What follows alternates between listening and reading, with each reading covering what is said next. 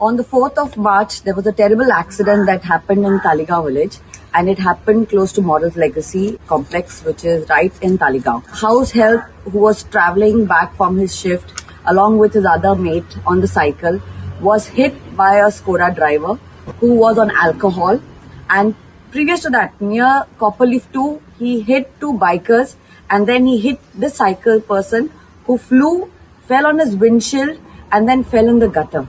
And he didn't wait. On top of that, he zoomed ahead and near Skoda showroom, he stopped.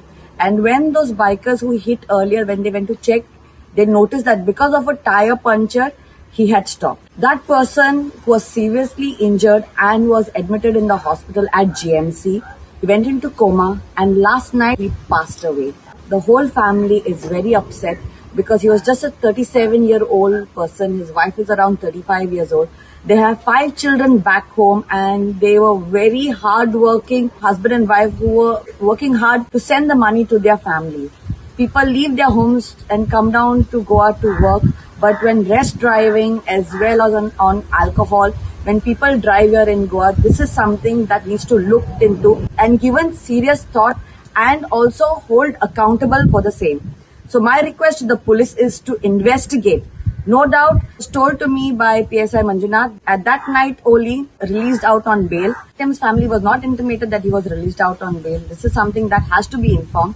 On top of that, now since that person has passed away, he has to come forward and support this family. On top of that, he has to be held accountable for the death of this young house help who just passed away yesterday.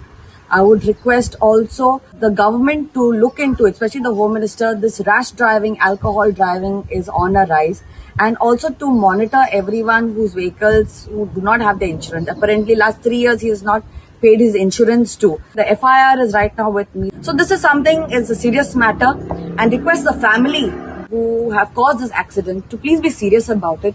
Someone has died.